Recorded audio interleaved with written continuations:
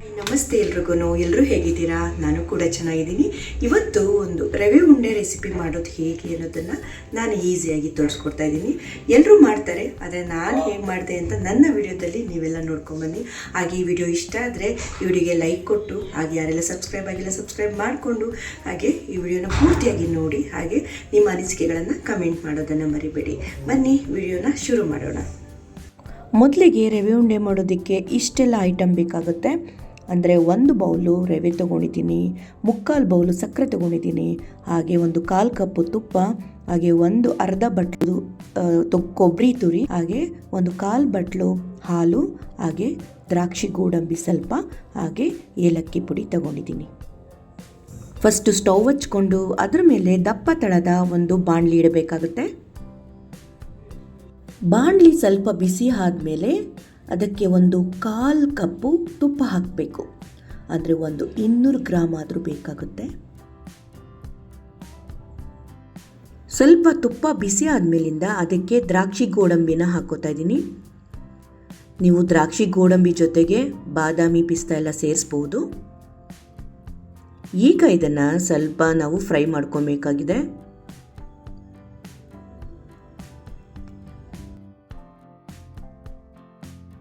ಈಗ ಫ್ರೈ ಆಗಿದೆ. ಈ ಥರ ಗೋಲ್ಡನ್ ಕಲರ್ ಬಂದರೆ ಸಾಕು. ಇದನ್ನು ನಾವು ಒಂದು ಬೌಲ್ಗೆ ಎತ್ತಿಟ್ಕೊಬೇಕು.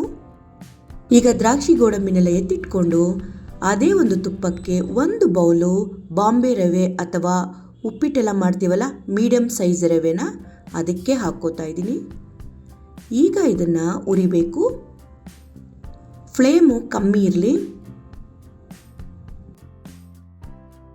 ಯಾವುದೇ ಕಾರಣಕ್ಕೂ ಫ್ಲೇಮ್ನ ಜಾಸ್ತಿ ಇಟ್ಟು ಇದನ್ನು ನಾವು ಉರಿಬಾರ್ದು, ಯಾಕೆಂದರೆ ರವೆ ಸೀದೋಗುತ್ತೆ. ಕಮ್ಮಿ ಫ್ಲೇಮಲ್ಲೇ ಇದನ್ನು ನಾವು ಹುರ್ಕೊಬೇಕು.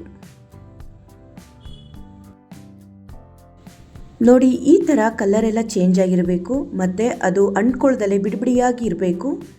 ಇಷ್ಟಾದರೆ ಸಾಕು. ಈಗ ಇದಕ್ಕೆ ಸಕ್ಕರೆನ ಸೇರಿಸ್ಕೊಬೇಕು. ನಾನು 3/4 ಕಪ್ ತೊಗೊಂಡಿದ್ದೀನಿ. 1 ಕಪ್ಪು ರವೆಗೆ 3/4 ಕಪ್ಪು ಸಕ್ಕರೆ ತೊಗೊಂಡಿದ್ದೀನಿ. ಸ್ವೀಟ್ ಕಮ್ಮಿ ತಿನ್ನೋರಾದರೆ ಅರ್ಧ ಕಪ್ಪೇ ಹಾಕ್ಕೊಳ್ಳಿ, ಸಾಕಾಗುತ್ತೆ. ನೋಡಿಕೊಂಡು ನಿಮ್ಮ ಸ್ವೀಟ್ ನೀವು ಯಾವ ಥರ ಸಿಹಿ ಇಷ್ಟಪಡ್ತೀರೋ ಅದ್ರ ಮೇಲೆ ನೀವು ಸಕ್ಕರೆನ ಹಾಕ್ಕೊಬೋದು. ಸ್ವಲ್ಪ ಸಕ್ಕರೆ ಎಲ್ಲ ಕರಗ್ದಂಗೆ ಆಗಲಿ ಅಂತ ಬಿಸಿಲೇ ನಾನು ಅದನ್ನು ಫ್ರೈ ಮಾಡ್ತಾ ಇದ್ದೀನಿ. ಯಾವುದೇ ಕಾರಣಕ್ಕೂ ಫ್ಲೇಮ್ನ ಮಾತ್ರ ಜಾಸ್ತಿ ಇಡಬೇಡಿ. ಫ್ಲೇಮ್ ಕಮ್ಮಿಲೇ ಇವನ್ನೆಲ್ಲ ನಾವು ಹುರ್ಕೊಬೇಕಾಗುತ್ತೆ. ಇಷ್ಟಾದರೆ ಸಾಕು. ಅಂದರೆ 2-3 ನಿಮಿಷ ಸಕ್ಕರೆನ ರವೆ ಜೊತೆ ಬಿಸಿ ಮಾಡಿಕೊಂಡ್ರೆ ಸಾಕು. ಈಗ ಅದಕ್ಕೆ ನಾನು ಕೊಬ್ಬರಿ ತುರಿನ ಹಾಕ್ಕೋತಾ ಇದ್ದೀನಿ. ಅರ್ಧ ಬೌಲಷ್ಟು ಕೊಬ್ಬರಿ ತುರಿನ ಹಾಕ್ಕೊಬೇಕು. ನೋಡಿ, ಅರ್ಧ ಬೌಲಷ್ಟು ಆಗಿದೆ ಅದು.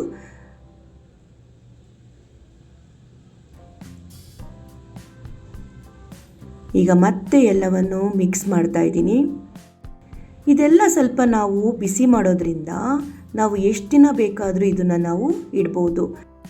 ಈ ಒಂದು ರವೆ ಉಂಡೆ ಮನೆಯಲ್ಲಿ ಕಮ್ಮಿ ಪದಾರ್ಥಗಳನ್ನು ಬಳಸಿ ನಾವು ಬೇಗ ಮಾಡ್ಕೊಬೋದು. ಇದನ್ನು ತುಂಬ ದಿನವೂ ಸ್ಟೋರ್ ಮಾಡಿ ಇಟ್ಕೊಬೋದು.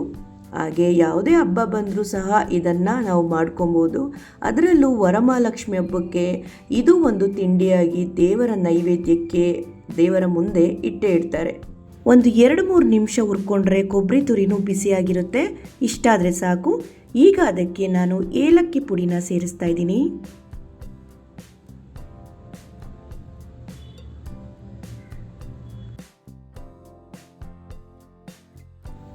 ಈಗ ಸ್ವಲ್ಪ ಎಲ್ಲವನ್ನು ಮಿಕ್ಸ್ ಮಾಡಿ ಮತ್ತೆ ಅದಕ್ಕೆ ನಾನು ದ್ರಾಕ್ಷಿ ಗೋಡಂಬಿನ ಫ್ರೈ ಮಾಡಿ ಇಟ್ಕೊಂಡಿದ್ವಲ್ಲ ಅದನ್ನು ಸೇರಿಸ್ತಾ ಇದ್ದೀನಿ.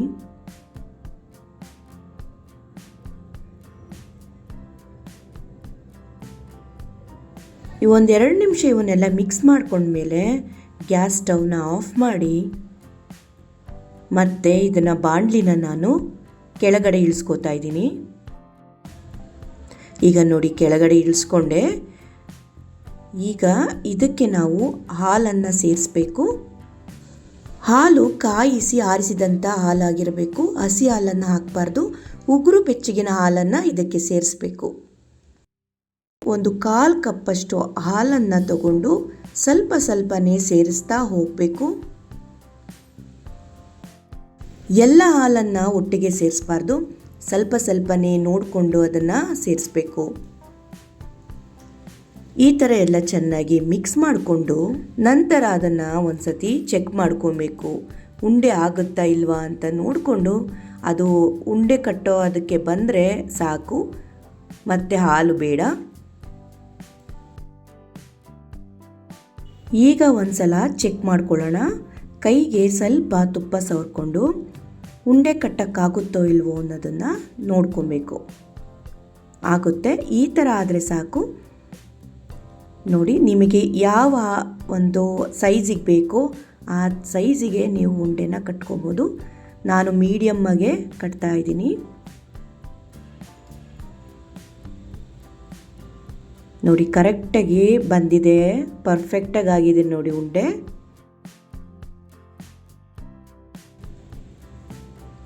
ಈ ಒಂದು ರವೆ ಉಂಡೆ ಮಕ್ಕಳಿಗೆ ಮನೆಯಲ್ಲೇ ಮಾಡಿಕೊಟ್ರೆ ತುಂಬ ಪೌಷ್ಟಿಕಾಂಶ ಇರುತ್ತೆ.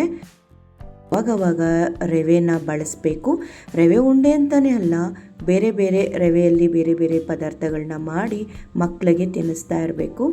ಮನೆಯವರು ಸಹ ತಿನ್ಬೋದು. ಹೆಚ್ಚು ಪೌಷ್ಟಿಕಾಂಶ ಇರುವಂತಹ ನಮ್ಮ ಸಾಂಪ್ರದಾಯಿಕ ಒಂದು ಸಿಹಿ ತಿಂಡಿ ಅಂತಲೇ ಹೇಳ್ಬೋದು ರವೆ ಉಂಡೆ. ಹೇಗೆ ಮಾಡೋದು ಈಸಿಯಾಗಿ ನನ್ನ ವಿಧಾನದಲ್ಲಿ ನಾನು ನಿಮಗೆ ತೋರಿಸ್ಕೊಟ್ಟಿದ್ದೀನಿ. ಯಾರಿಗೆಲ್ಲ ಬರಲ್ಲ ಈ ರೀತಿ ಮಾಡಿಕೊಂಡು ನೋಡಿ, ಪರ್ಫೆಕ್ಟಾಗಿ ಬರುತ್ತೆ ಮತ್ತು ತುಂಬಾ ಟೇಸ್ಟಿಯಾಗೂ ಆಗುತ್ತೆ, ಸಾಫ್ಟಾಗೂ ಆಗುತ್ತೆ. ಇದನ್ನು ನಾನು ಒಂದು ಮುರಿದು ತೋರಿಸ್ತೀನಿ ನೋಡಿ, ಎಷ್ಟು ಚೆನ್ನಾಗಿ ಬಂದಿದೆ ಅಂದರೆ ಅದು ಒಂದು ದಿನ ಬಿಟ್ಟ ಮೇಲಂತೂ ಇನ್ನೂ ಚೆನ್ನಾಗಿರುತ್ತೆ. ನೋಡಿ, ಮುರಿದು ತೋರಿಸ್ತಾ ಇದ್ದೀನಿ ನೋಡಿ, ಎಷ್ಟು ಪರ್ಫೆಕ್ಟಾಗಿ ಬಂದಿದೆ, ಸಾಫ್ಟಾಗಿ ಆಗಿದೆ ಅಂತ. ಇದನ್ನು ಮಾಡಿದ ತಕ್ಷಣವೇ ನಾವು ಮುರಿಬಾರ್ದು.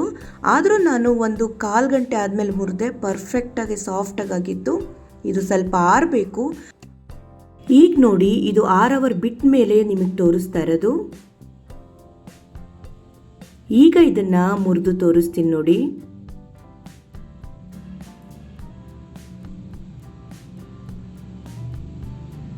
ನೋಡಿ, ಎಷ್ಟು ಸಾಫ್ಟಾಗಿ ಬಂದಿದೆ, ಕರೆಕ್ಟಾಗಿ ಬಂದಿದೆ. ತುಂಬ ಸಾಫ್ಟ್ ಅಲ್ಲ, ತುಂಬ ಗಟ್ಟಿನೂ ಅಲ್ಲ, ಕರೆಕ್ಟಾಗಿ ಆಗಿದೆ.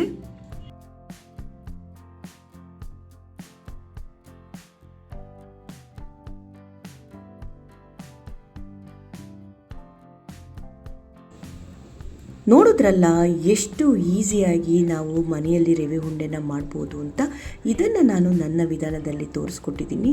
ಇದನ್ನು ನಾವು ದೇವರ ನೈವೇದ್ಯಕ್ಕೂ ಕೂಡ ಇಡಬಹುದಾಗಿದೆ. ಹಾಗೆ ಈ ವಿಡಿಯೋ ಇಷ್ಟ ಆಗಿದ್ರೆ ಲೈಕ್ ಕೊಟ್ಟು ಫ್ಯಾಮಿಲಿ ಫ್ರೆಂಡ್ಸ್ಗೆ ಶೇರ್ ಮಾಡಿ, ಮತ್ತು ನಿಮ್ಮ ಅನಿಸಿಕೆಗಳನ್ನು ನನಗೆ ಕಮೆಂಟ್ ಬಾಕ್ಸಲ್ಲಿ ತಿಳಿಸಿ ಅಂತ ಹೇಳ್ತಾ, ಫಸ್ಟ್ ಟೈಮ್ ಯಾರೆಲ್ಲ ನನ್ನ ವಿಡಿಯೋ ನೋಡ್ತಾ ಇದ್ದೀರೋ ಸಬ್ಸ್ಕ್ರೈಬ್ ಮಾಡ್ಕೊಂಡು ನೋಡಿ ಅಂತ ಹೇಳ್ತಾ ಇದ್ದೀನಿ. ಮತ್ತು ಈ ವಿಡಿಯೋ ಕೊನೆವರೆಗೂ ನೋಡಿದ್ದಕ್ಕೆ ನಿಮಗೆಲ್ಲರಿಗೂ ಹೃತ್ಪೂರ್ವಕ ಧನ್ಯವಾದಗಳು.